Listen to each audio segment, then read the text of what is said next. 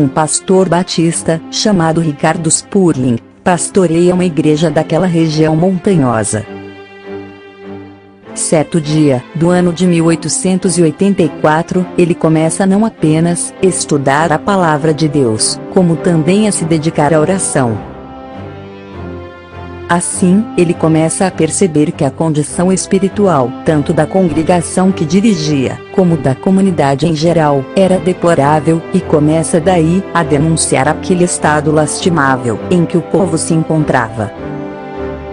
Seu filho, Ricardo Spurling Jr., e um senhor chamado João Clemons, foram seus primeiros companheiros de oração e estudo da Bíblia.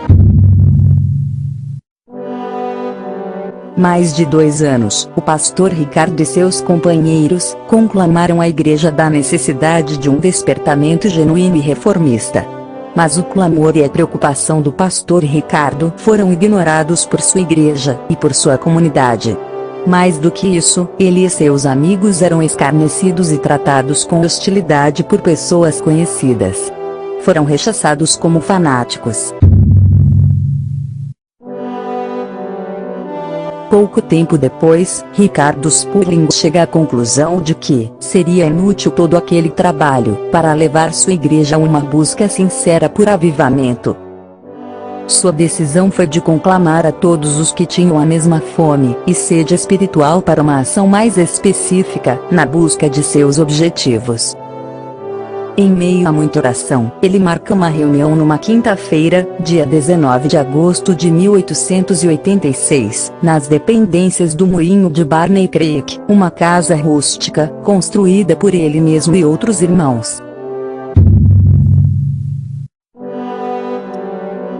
Ricardo Spurling não tinha uma noção clara da importância da ocasião, mas movido por um impulso divino, ele fez um discurso inflamado e concluiu com o seguinte convite: todos os cristãos, como os que aqui estão presentes, que desejarem ser livres de todos os credos e tradições feitos pelos homens, e estão dispostos a tomar o Novo Testamento, ou seja, a lei de Cristo, como sua única regra de fé e prática, dando uns aos outros direitos iguais, e o privilégio de ler e interpretar para si mesmos, como ditar suas consciências, e estão dispostos a reunirem-se como a Igreja de Deus, para realizar negócios como a mesma, venham à frente.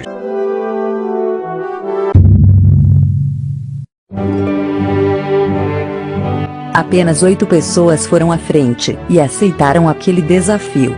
Em seguida, foram tomadas algumas decisões importantes daquele pequeno grupo. A organização que acabava de nascer recebeu o nome de União Cristã. Novos membros poderiam ser aceitos. O pastor Ricardo Spurling ficava reconhecido como pastor, líder e moderador da União Cristã. Este grupo passou a reunir-se nas dependências do velho moinho rústico.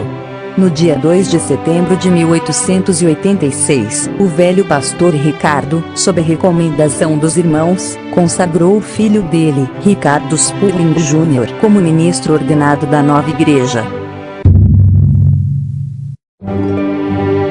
Mais tarde, após a morte de seu pai, Ricardo Spurling Jr. torna-se líder do movimento e um pastor solitário na região montanhosa, entre os estados do Tennessee e da Carolina do Norte.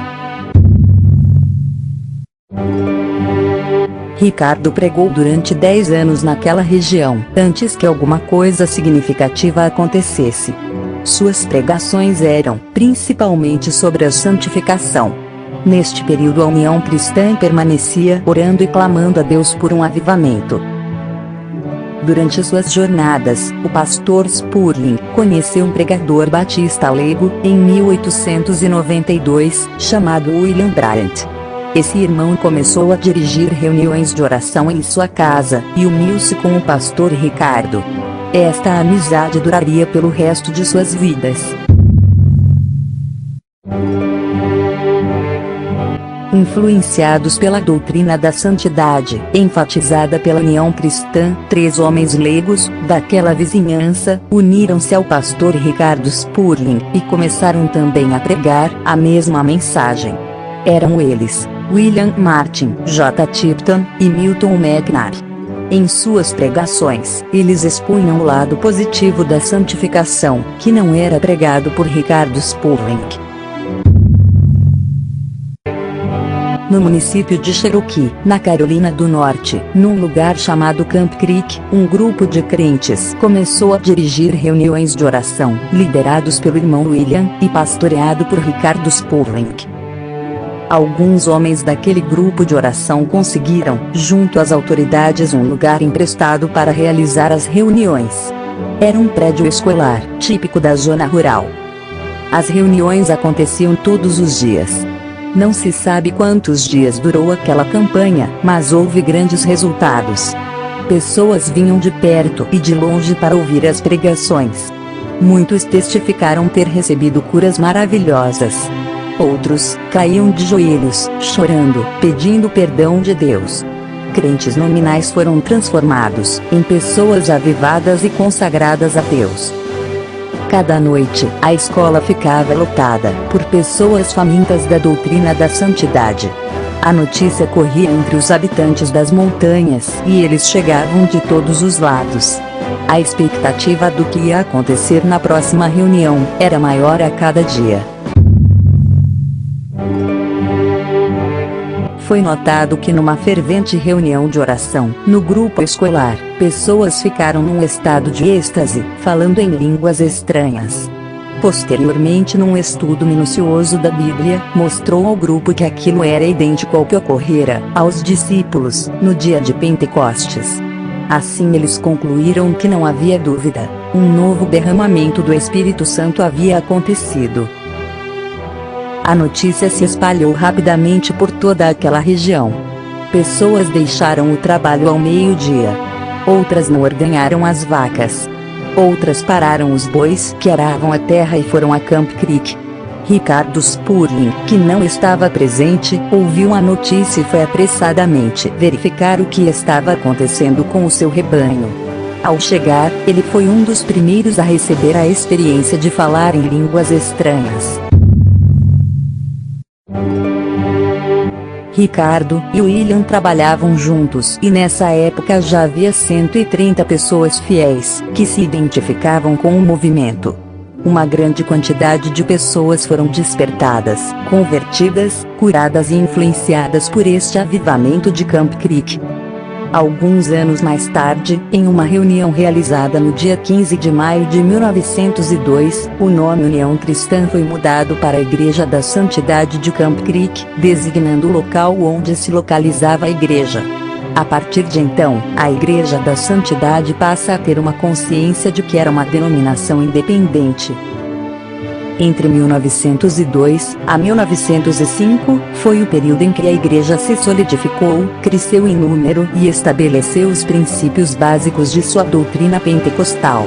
O batismo no Espírito Santo, falar em outras línguas, a cura divina, viver em santidade, os dons espirituais, o Novo Testamento como regra de fé e prática, são termos que surgiram naquela época na Igreja da Santidade, e até os dias atuais são básicos na doutrina dessa igreja.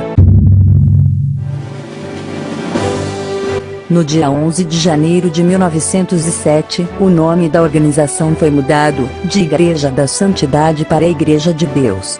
Naquela reunião, todos os presentes concordaram que este era o nome bíblico para a igreja. União Cristã designava um ideal. Igreja da Santidade definia uma doutrina, mas nenhum dos dois nomes era uma designação escriturística para a igreja bíblica.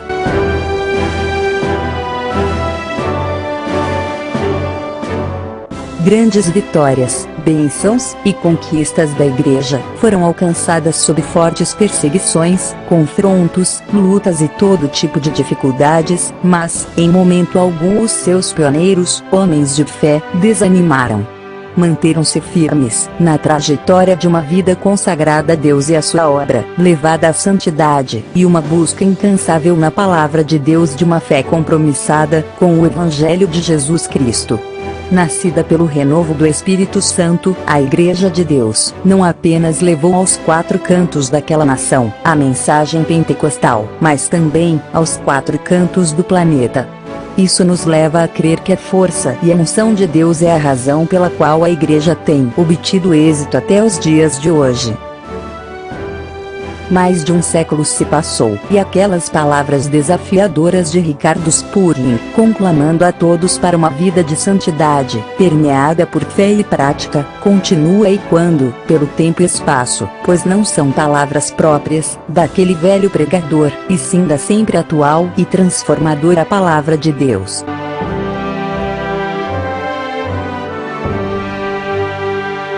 Todos os cristãos, como os que aqui estão presentes, que desejarem ser livres de todos os credos e tradições feitos pelos homens, e estão dispostos a tomar o Novo Testamento, ou seja, a lei de Cristo, como sua única regra de fé e prática, dando uns aos outros direitos iguais, e o privilégio de ler e interpretar para si mesmos, como ditar suas consciências, e estão dispostos a reunirem-se como a Igreja de Deus, para realizar negócios como a mesma, venham à frente.